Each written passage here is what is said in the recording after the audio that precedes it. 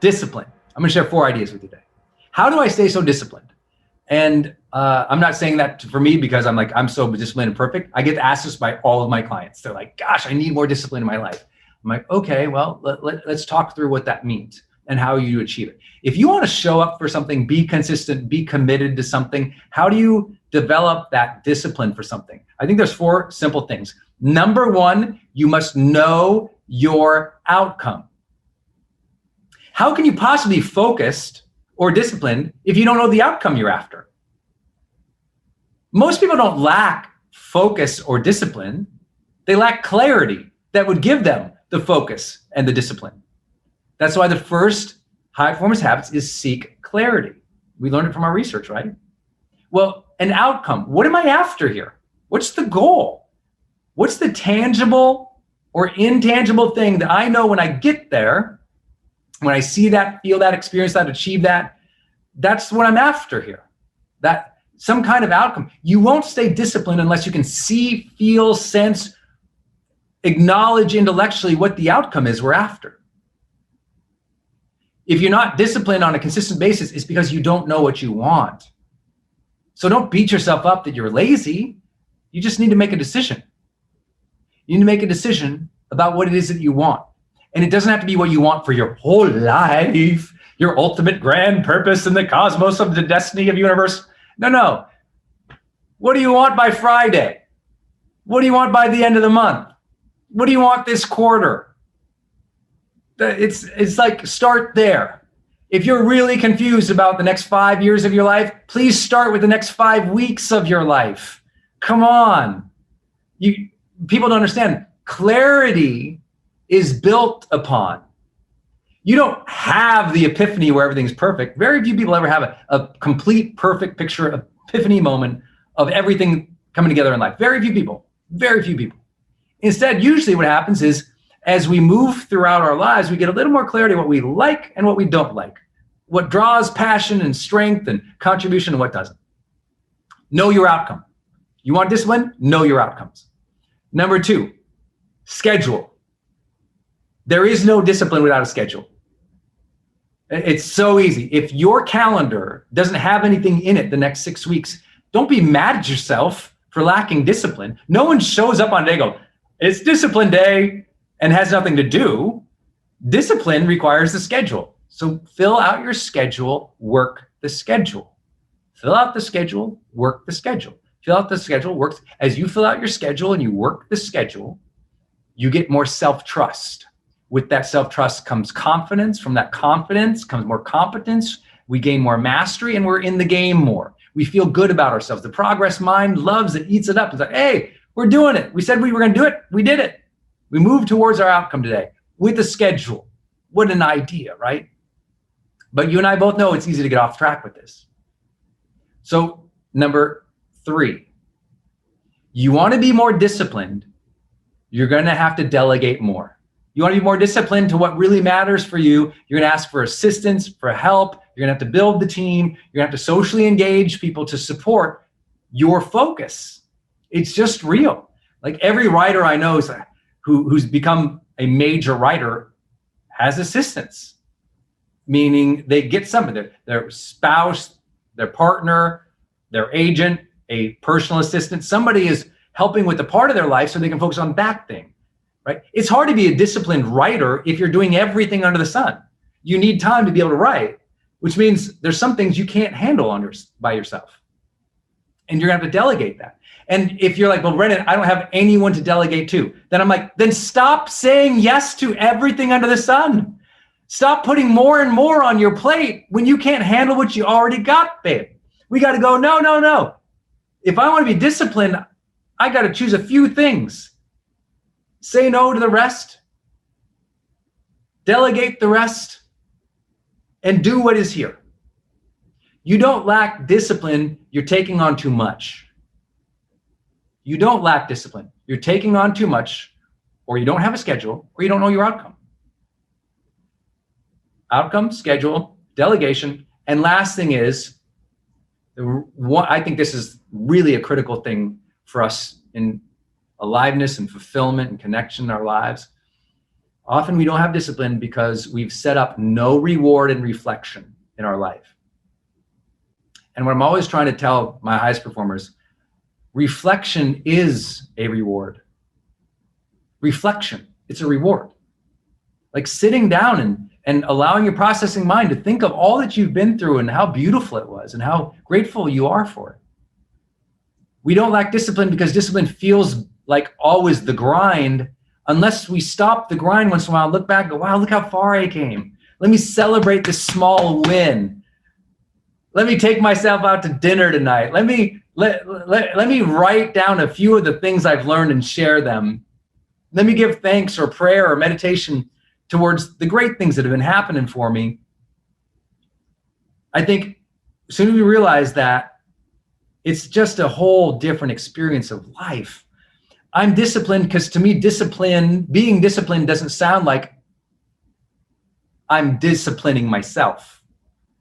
What it means is I am reflecting and rewarding myself for my progress. It's so important for you to hear me say this. If you're lacking discipline, probably is because you've never rewarded yourself. You've never reflected on how far you've come. You still think you're the same as you were in your 20s and your 30s. It's like you've come so far and you're still thinking like that kid because you let your protecting mind, your processing mind, your progressing mind run rampant without the peace practices, without those moments of purpose. If you want to be disciplined this month, know your outcome, put it on the schedule, delegate it or say no, and fourth, reflect, reward yourself. I do with my high performance planner, I do my weekly reflection in every major area of my life. I just look at it and I think of, oh, what a blessing, this is going good, or oh, I could do better here. And the reward is the reflection. The reward to me is learning. The reward is developing competency. Reward doesn't have to mean I have this much more in my bank account or, these many more people following me. The reward is I'm growing. Growth days. To me, discipline requires growth days. Having the growth days and rewarding and celebrating, reflecting upon the growth days. I'm disciplined because I've gotten so many hits of joy and learning by pushing myself as a growth day, but reflecting on those growth days to do, oh, yeah, that was a good day. What did I learn about myself? And I'm growing every day. So discipline gets easier. Discipline gets way easier as you engage growth more.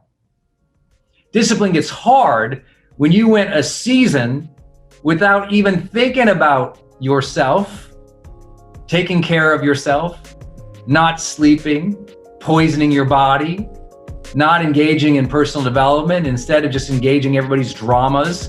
And now you're exhausted. You know when it's hard to be disciplined? When you're exhausted. So you take care of yourself. You recognize it. You reward it. You delegate it or say no. All of these things I hope will help you have an awesome March.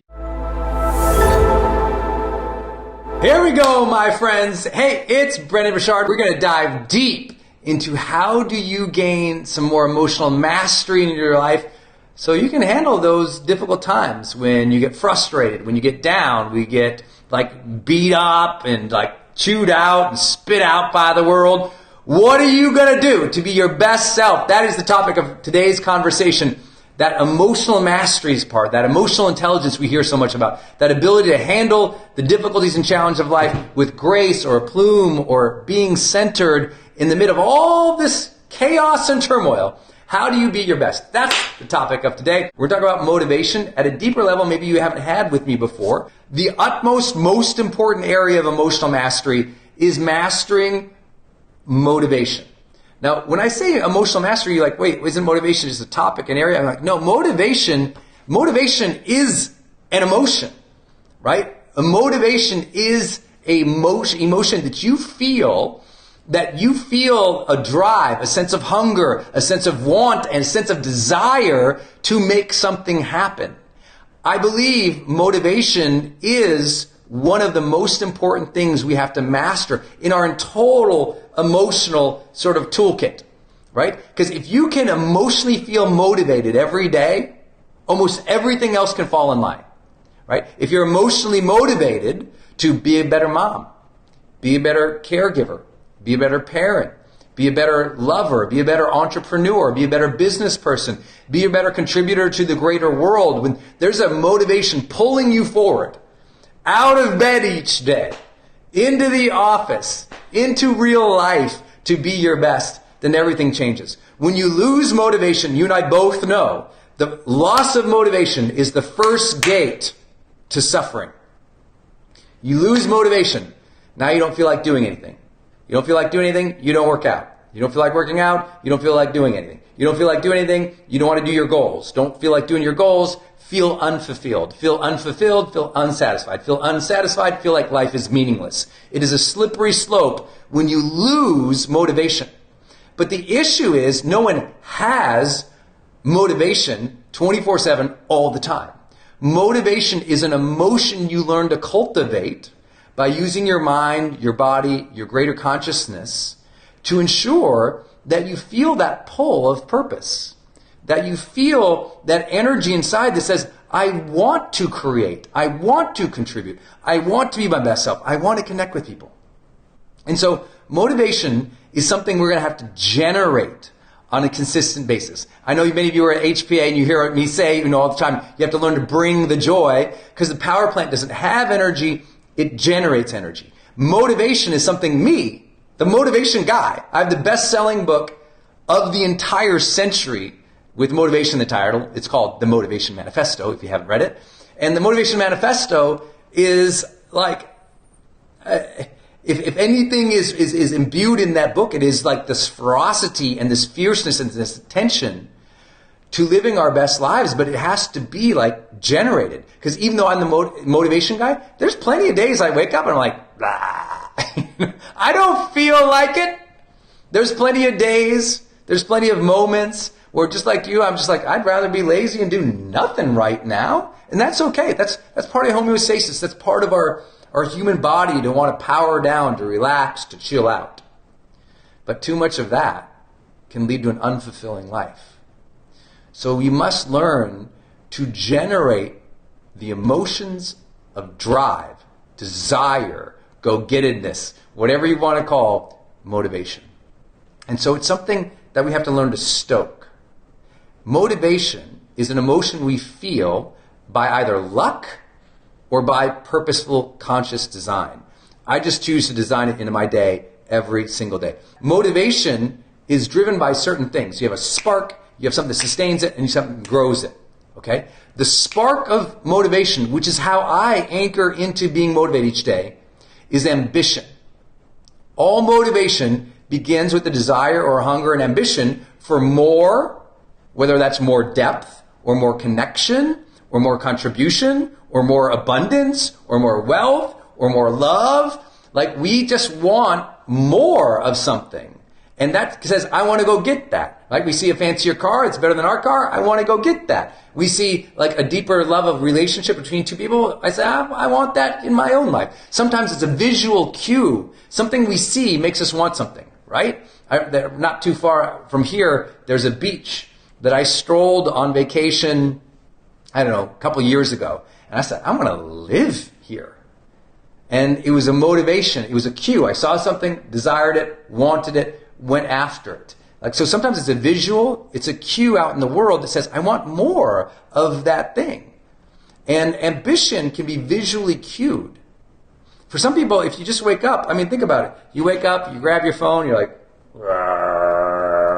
and all of a sudden you don't have any motivation. Instead, you look through all this stuff and all it did is make you feel like you're not enough, or it distracted you, or it upset you, or it created, anger or anxiousness.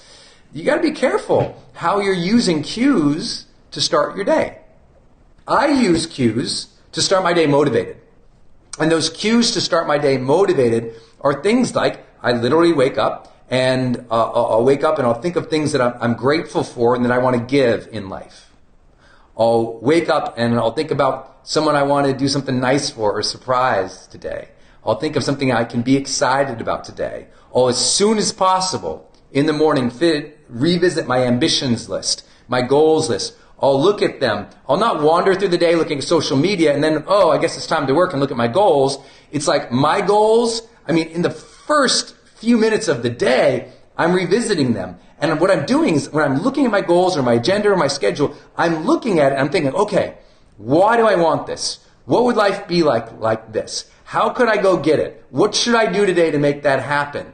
And that motivates me. That's my list of goals, my list of ambitions, the things that can excite me. In other words, it's very intrinsic goals. It's intrinsic rewards that I'm after. I'm like, if I go do that, I will feel better.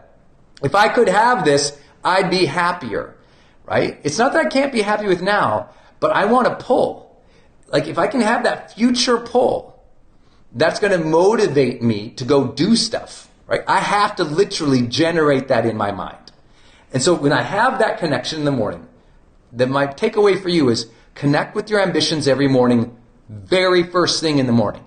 Somehow part of your morning routine, connect with your ambitions. Look at them. Why do you want them? What would you get from that? How would you feel from that? What would that generate? Why would life be more meaningful? Really connect with that ambition every single morning, and you'll start to notice you feel better.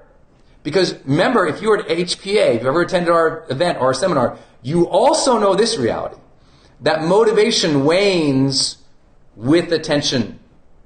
Meaning, if we don't give our ambitions, our goals, a lot of attention, the motivation just goes away. Because motivation is either fueled by our attention or by momentum, right? It either takes reflection or action to generate serious, sustained motivation. Either reflection or action.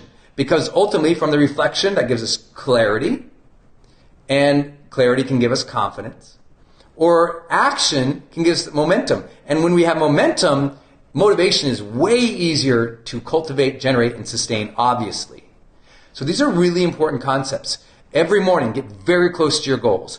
Ambitiously. What are those things that you want, desire, need, and would enjoy, and what do you need to go to get it? That's the intrinsic type of things, the things we'll feel good about, that drive satisfaction, fulfillment, meaning, excitement in us. But I also have my extrinsic, meaning my external cues or goals or rewards that also I revisit. So for me, example, when I always tell you, wake up each day and at some point say, who needs me on my A game? For me, every morning, I re-anchor down into my relationships. I think about, okay, if I don't show up today and do a good job, then my wife and I have a lower quality of life. Then I can't support my mom. Then I can't support my team. Then all these people who count on me every day for motivation or count on me for leadership or count on me for support, they don't get that from me. And I tap into that reality that if I don't show up for somebody today, then you know what? By the end of the night, I'll feel worse about myself, but also it will impact other people. Because you cannot have real, high-powered mental motivation without a connection to other people. We are social animals, so we have to think about, okay, what should I do? How can I contribute in a way that serves other people? So where that internal one is about self and satisfaction and fulfillment and meaning personally, that's tapping into our own passions, desires, wants, and hungers. That external one is ultimately about service, about giving or taking care of or being the caretaker of other people. And you cannot just keep starting your day. I guess I'll get some coffee and read the news and see what's on social media or hop into the car and listen to trash talk radio or turn on the TV and hope to find motivation later in the day. Like you want to kick off the day with motivation. Like get already in the morning, immediately in a good state of mind. When I'm in a great state of mind, it's like, bam, the day goes. And you know what? If you start the morning in the right frame of mind, motivated, driven, because you're connected to what drives you and what will serve other people, then when you start like running out of gas at noon, 1, 2, or 3, it's easier to like re-spark that flame than to fuel that flame than to start a new fire. Right? Because some people just keep waiting. They don't even think about, I guess I should be motivated until they've lost it. I want you to start the morning with it and sustain it throughout the day by revisiting it. Remember, the secret to all of motivation is revisiting those whys. It's revisiting that ambition that you have for your life, for more, for others, for contribution. That's everything, right? That's everything. And if you get away from that too many days, too many weeks, too many months, I'm just here to tell you, you're really going to struggle. So I hope that helps. Every morning, everybody, every single morning, I really want you to connect with that. Okay, what am I motivated? What am I driven by? And that's going to really, I can't explain how much that's going to help you. You will feel it and you will know it if you will do it every morning. Okay? Motivation starts in the morning, but it's also sustained by that morning frame of mind. So that's really key. That's the first idea behind motivation. Connect with your ambitions first thing every single day. Give attention to that every single day. Here's something I don't often talk about, but it's important for me because it's very easy for me to be really effective in the mornings. And then that afternoon, 2, 3 o'clock, and I can just be like, man, I want to go outside, take a walk, come back, turn on some Netflix, eat some carbs. You know, that can be my afternoon if I'm not careful. So here's what I do. I have a checkpoint in the mid-afternoon to recognize, reward, appreciate anything that I have done today. Anything that I have done today. And that midpoint checkpoint, for me on my phone, I just have an alarm. Mine tends to go off around 2:30 or 3 o'clock in the afternoon. It just flashes to me and it says, what's been great today? What's been great today? And so that will cue me, all right, it's time to visit. What's been great today? So I'll just think about something I've done. It could be like, I answered 10 emails today that I've been avoiding. Good job. It could be as simple as, I made that one call, I said I was going to call, did it. I shot that content, created that thing, whatever. Some type, listen, motivation is often driven by recognition. So recognize what you have done so far in the day, early afternoon. Then what I do, in order to keep myself motivated even more, because I've set in my mind that I want to be a person who's excellence driven, what I will do is I say, okay, here's what's great so far, and then I ask just a simple question. How do I complete this day with excellence? Just a simple touch point in the afternoon. How do I complete this day with excellence?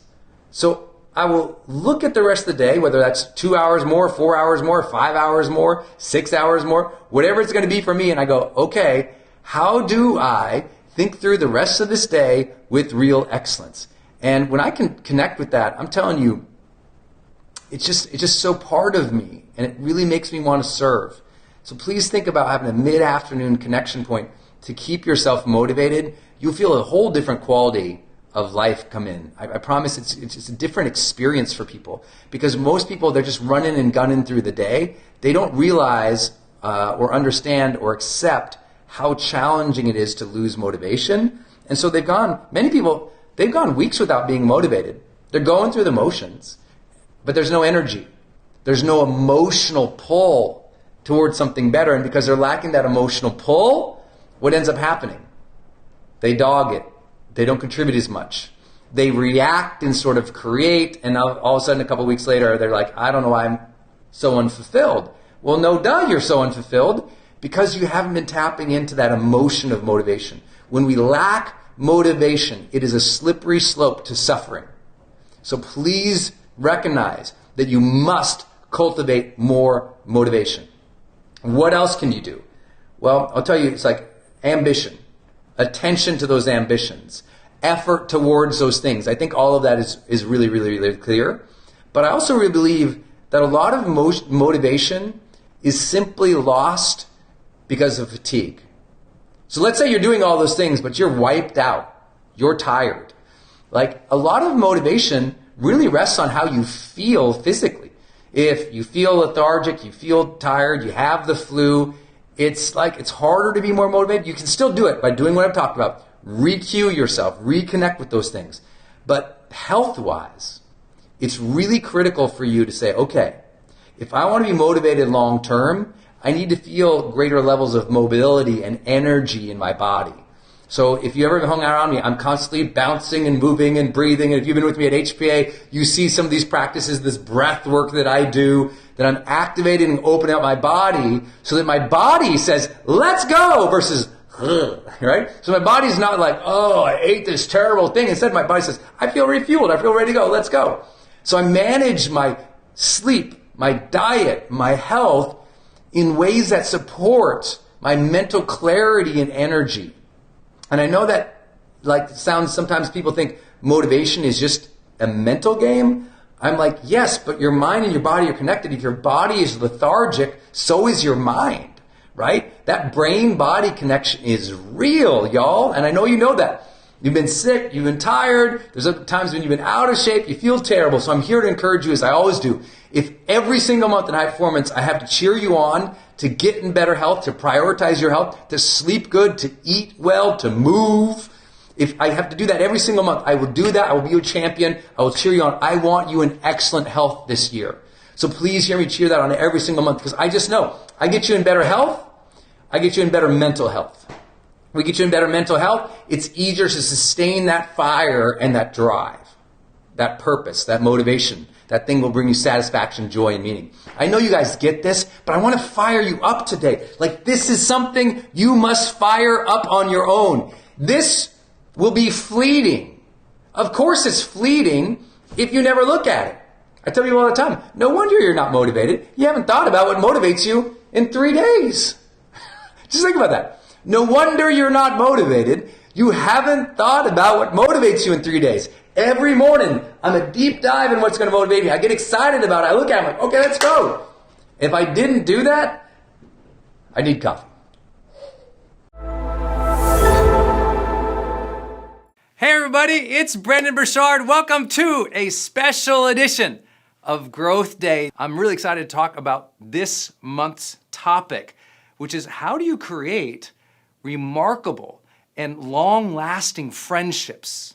And I'm talking about the kind of friendships that you love, the friendships that bring you alive, that bring you that connection, that help life feel more even meaningful, that help you progress and feel supported, help you be seen, help you feel a true connection with not just others, but with humanity, because the people around you are awesome. And when the people around you are awesome, you know you feel better about life. But we also went through this crazy last 18 months where so many people were isolated, where we had so much turmoil, so much conflict, so much in just uncertainty and fear in the world, where I really believe friendships really elevated, and you could see whether or not you had great friends throughout this pandemic or you didn't. You were able to see whether or not you got the support that you needed, whether or not you were able to maintain your sense of vibrancy in some of those times of aloneness, whether or not you had people who cheered you on when you decided to make a transition, start something new, or the kids left the house, or you got sick, or something was going on that was difficult in your life. We look to our friends. And I think that this is a very undervalued conversation in mental health. So much about the mental health conversation is appropriately about self-awareness, it's about mindfulness, it's about taking care of our stressors, and a lot of it is that solo work that we all have to do for self-mastery. But I can tell you that the great universities of the world, the psychology department is right near the sociology department because they go together. Like, we are social beings. And when you lose that social connection with the world, which usually starts through lack of disciplined habits with your friends, then suddenly life loses its color. And I think this is so important. You're going to hear me talk about friendship today in a way you probably haven't heard before, very much from what we would call a high-performance psychology perspective. And I think you're going to love this. So if you've been struggling with friendships in your lifetime, not either having enough friends or not having the quality of friends that you've always wanted, this is a serious conversation today. I can't imagine a time, at least in my life so far, where friendships were so incredibly important. I get to share some of the things that really have worked, not just in my life and my friendships, But in studying this work deeply over the years, in recognizing how many people are entrepreneurs, high achievers, people who are trying to make great impact in the world, you're here today, and sometimes that journey can feel very lonely, or when you get to the top, it can feel lonely, they say. And I'm like, I kind of believe what my friend Brian Tracy and mentor said to me one time. He said, if it's lonely at the top, you did it wrong. I thought, woo, that's good. That's good, because maybe sometimes we value today progress. We value today getting things done. We value that top mountain of achievement. And then we look around and go, oh, nobody really knows me. I don't feel a connection to others. Yeah, I got the thing, the house, the car, the bank account, the accolades, the Instagram page, and all of a sudden though, something's missing. And friendship is one of the greatest vehicles to the real psychology of well-being that we talk about here at Growth Day. And I'm going to share with you a secret today, just a simple phrase. You're going to go, oh my gosh, that's why my friendships aren't going right. So you're going to love this session. I say that triangle, right, of well-being that we talk about Growth Day. Aliveness is one of the things we all want after we had everything else, right? Another thing we want is connection. We're not after casual friendships here today. We're at like, how do I create authentic, deep, trusting, vulnerable, fun, real relationships? Because how many of you have ever had friendships that turned out to be fake? You thought you had a good friendship and that thing turned out to be not so good or poisonous, or, you know, somebody like they weren't loyal to you as a friend, or they lied to you, or, you know, something went wrong. You thought, what? How could that happen in that relationship? And I always tell, like, friendships are a science of relationship, right? It's about how you create relationship with others. And I'm going to give you, again, a phrase that will really help you with this today. And then if it's true that we want aliveness and connection, this triangle, another thing that we want is meaning. Well, meaning isn't achieved just by living your purpose each day in your own head. Meaning is achieved through a social relationship network.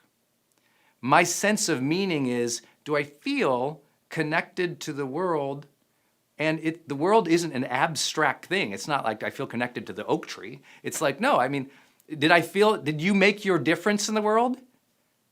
That's going to be served and answered through your social impact, your relationships with others.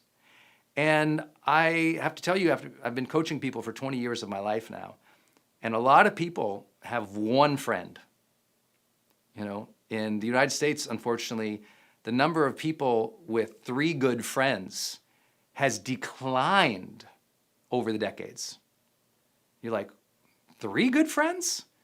Oh, we got to talk about that, because some people stumble into friendships or hope for friendships. Just like some people hope to have a loving relationship. Just like some people hope to have a good job. Just like some people hope that, you know, they get healthier. And then there's strivers who take life a little bit by the reins and say, no, let me architect that, let me build that. And I'll give you my own examples today of where I sucked at friendships. And I had to learn, how do you do them? And how do you create them? And once you know how to create and craft them, life really opens up for you. And it becomes not just more alive and connected, but more meaningful. Like a sense of meaning happens when we have a tapestry of social relationships that are real and impactful. And then, of course, in the middle of that triangle, you always see me draw out growth. That your friend should be lifting you up, not pushing you down. Your friend should be inspiring you to get better. Your friends should have your back, but also be willing to challenge your face. You know what I'm saying? Like your friends are and should be one of your primary growth drivers in life. Most people choose ambitious goals to be their growth driver. Oh, I'm going to do something that's hard, or I'm going to try to achieve this amazing thing. I'm going to try to become a millionaire, or make this difference, or build this company, or, you know, have this type of family.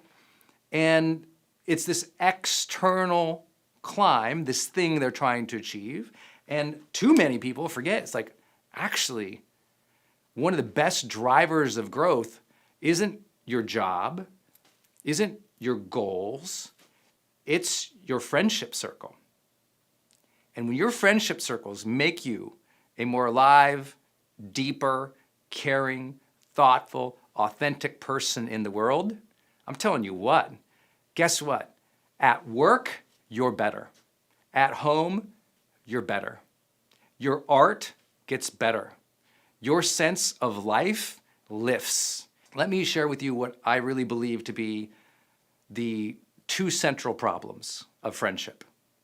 Okay, the two central problems of friendship. The first one is a failure of each of our own. Like, I'm just taking this on myself as well. It's like we fail in life to realize most of our friendships were assigned, not aligned. Most of our friendships were assigned, not aligned. What I mean by that is many of our friendships happen because group assignment, right? Think about it. Some of your best friends, where'd you meet them? School? Your neighborhood? Some other affiliation, maybe at work? Maybe in a group that you joined? So it was like, oh, we showed up somewhere or we were assigned somewhere and there was that girl who sat next to me in class. We became friends. Or, oh, I worked with this person at work. And we were coworkers. We became friends. And these are kind of like assigned friends. And I know that sounds really weird to say, so bear with me a little bit. I don't mean that the manager like, you're going to be friends here. What I mean is because of your group, your affiliation, or where you were, you kind of met people there.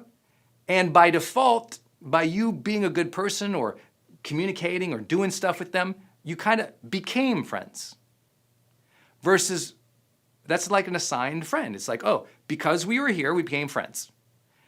Versus an aligned friend, which is, oh, I'm an adult now.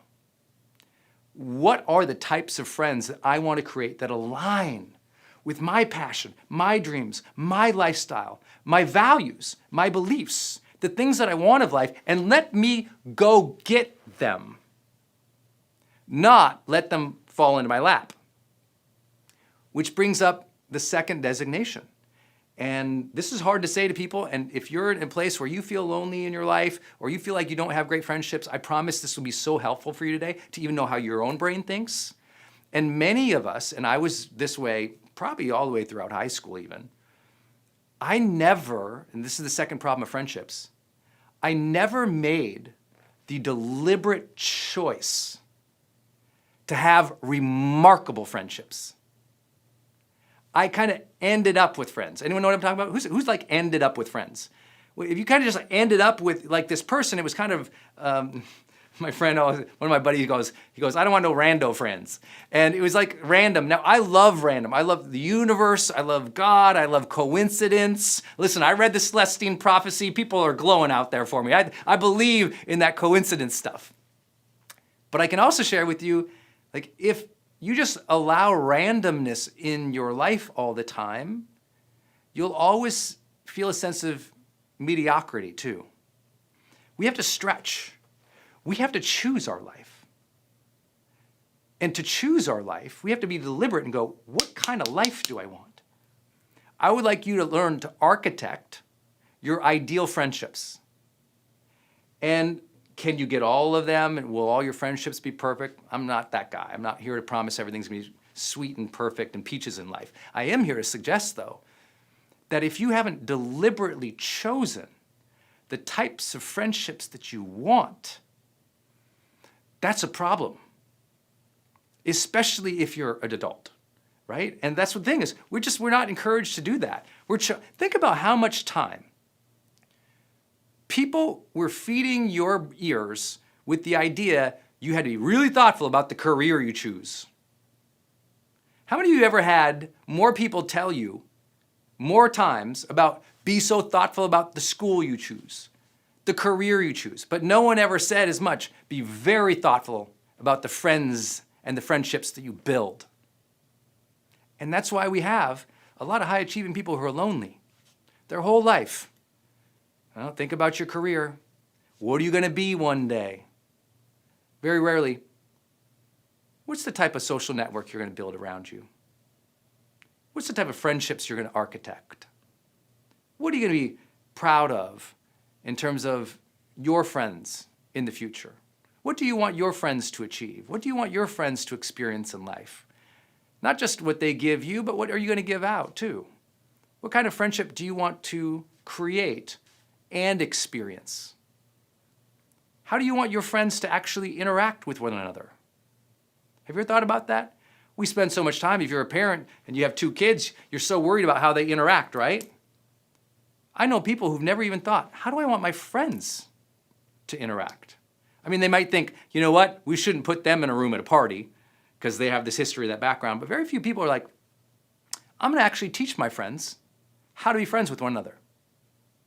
Now, I know some of you might be like, this guy sounds like a control freak. I'm like, I am, but I'm a happy one. You know what I'm saying? I think this is such an important area to architect. Most friends have never talked about how to be friends. They just go, you want to go to lunch? They go to lunch. They talk about the weather, the waiter, the food, what's going on. They leave. And there's no architecting. There's no, I think of like social systems are things that can be shaped. You all think like at work, right? How much we talk about at work, building a culture.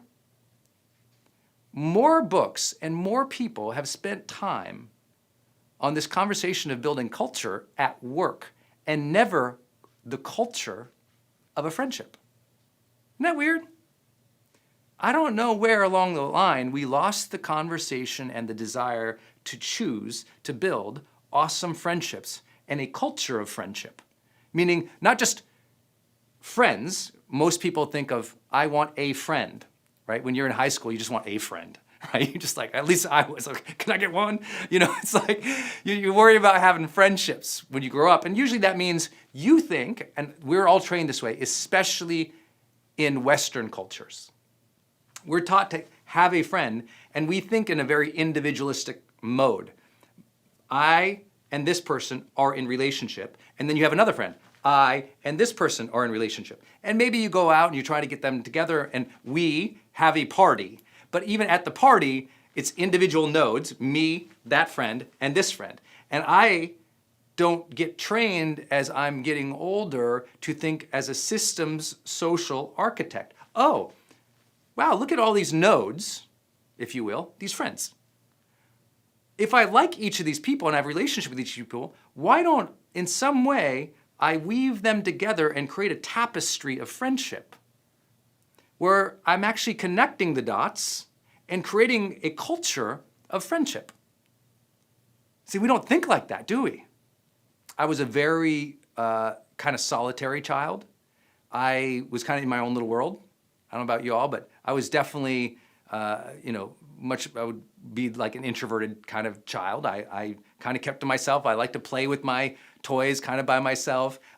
In elementary school, from what I can remember, I was kind of solo, Brendon. I didn't see social systems, right? I was in a class with kids and a teacher, and I had a relationship with the teacher, and I had a relationship with this person, that person, or not, but I couldn't see the class. I couldn't say, oh, like this group is kind of like this. Instead, it was just like, she likes me or she doesn't. Teachers like that. I didn't see the system. Today, I'd like you to try to see the system a little bit. See the system of the friendships you've built in your life. See the system at play at work. See the system of your culture or your nonprofit or your company. When you can start seeing a bigger picture and get out of your head a little bit, now something happens. There's connection, there's community. See, everyone says, I want community. I'm like, well, you can't be an individualistic person in the community forever. You have to elevate to seeing the system. If you'll never be a community member or an effective one or a helpful one if you can't get out of your head. Well, I'm saying that not as judgment to you, that was me. So there's no judgment here. If you don't have friends, I'm telling you my story too. I was a solo person. I was in my own head. I couldn't see the class. I couldn't see the system. And so I felt apart. And because I felt apart and I couldn't see what was happening and I didn't know how to engage, I was lonely. And then when I finally made a connection with a friend, that friend became my life. Later on, that perpetuated into, some of you guys know my story of my first breakup with my high school sweetheart. I was destroyed because that was my one person, right? That was my one node in the world. And then when that relationship fell apart, I fell apart and became depressed and suicidal. And so how we relate with one or multiple people can completely shape our mental health. I know you already know that. And so I had to learn, wow, one, I don't want to ever be dependent on one friend. I want to build a support system. You ever heard that language before? No one says, go build a supporter. I want you to listen to the language of successful people. When successful people are speaking, they never tell you, go build a supporter. They say, go build what? A support system, a support network. Oh, I got to get out of single node thinking. A node is one individual unit. And I got to get into the system. I got to stop thinking, does Sally at the class next, does she like me? And if she likes me, my whole life is good or bad or ruined. And I got to go, there's a class here. There's an energy, a vibe, a spirit. There's rules and norms. There's a culture here that is happening. How do I want to participate in this? And how do I want this culture to happen too in ways that I can affect? What do they want? And we all have to start thinking about that more in a society in which we're supposedly connected, but we've actually become individual nodes in the network. This can be your day for personal growth. This can be that day you committed to and you remember and you go, that was the day I got myself a community. I got better coaches. I committed to making my life the absolute best that I could. This is that day. Make today your growth day. Click the button on this page and sign up right now.